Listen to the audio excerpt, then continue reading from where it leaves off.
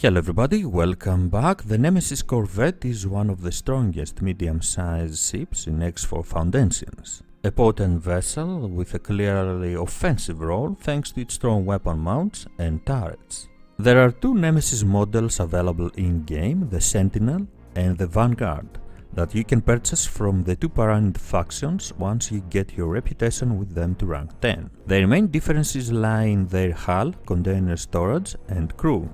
The Sentinel has a 12,000 hull, 672 storage and a crew of 7 persons, while the Vanguard has a 10,000 hull, 560 storage and a crew of 9 persons. They can both carry 40 missiles, 100 deployables and 2 countermeasures. It seems that the Sentinel is the best option if you are looking for a dedicated and sturdy offensive platform, while the Vanguard might be a better option if you are planning to perform boarding operations, because of the 2 extra marines it can carry. We will focus on the Nemesis Sentinel today and see how it performs in combat, but first let's work on its loadout, starting with the engines. The combat engines give to our Nemesis a speed of 394 meters per second, 55 acceleration, 3155 meters per second boost speed and a 2760 meters per second travel speed. The slow acceleration is an issue and can create some problems when fighting outnumbered.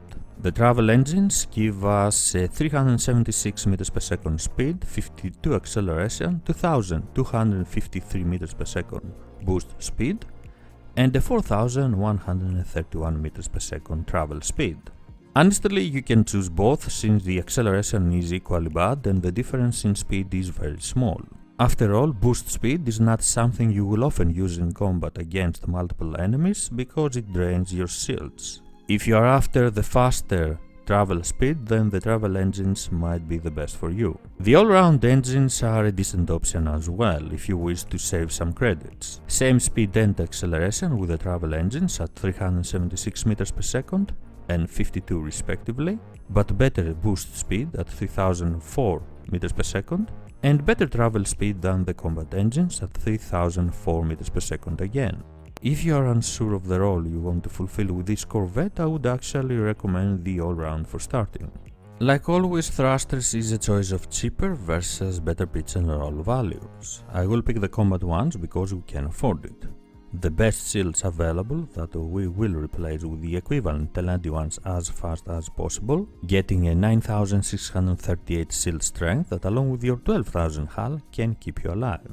So many options when it comes to weapons. With the Nemesis you have more direct control over your weaponry, which means that you can equip strong weapons and tear apart your enemies easier. 5 bolt repeaters or plasma cannons with 2 beam turrets above can work really well.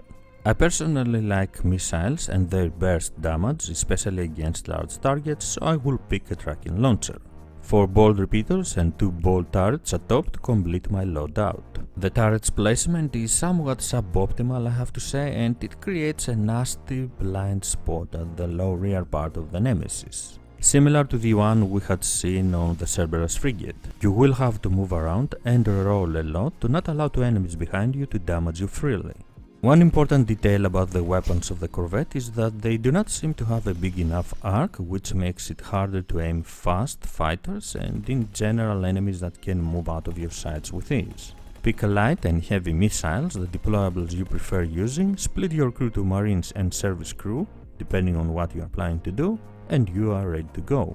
The cost of this loadout is at around 5 million credits, but it can increase or decrease based on your choices. The interior is rather simple, with only access to the bridge that is located at the front part of the ship, providing an excellent view of the area in front of you. In the bridge there is only place for the cockpit and a support station. In combat the Nemesis can be devastating, if you can keep your targets in front of you. With 4 or 5 weapons and 2 turrets firing at the same time, it is easy to destroy medium and small sized ships very fast. I consider missiles very important when dealing with fighters because they can help you destroy them faster. The slow acceleration of the Nemesis, the small arc of its weapons and in general the fact that it turns around rather slow mean that it is best used against large targets like capital ships to disable and destroy them or prepare them for a boarding operation. Although your shields and hull are strong enough to help you survive an attack from multiple enemies, it will be best to have a couple fighters escorting the Nemesis. Overall, the Nemesis Corvette is a very potent warship that can destroy strong enemies if used properly, but can also be quite vulnerable to swarms of agile fighters. It will be best to always provide an escort to this corvette or use it along with other ships of various size in a small or larger fleet. Thank you very much for joining me. If you enjoyed the video, please don't forget to leave a like and subscribe for more. I am SquidofLove and I will see you next time. Bye bye.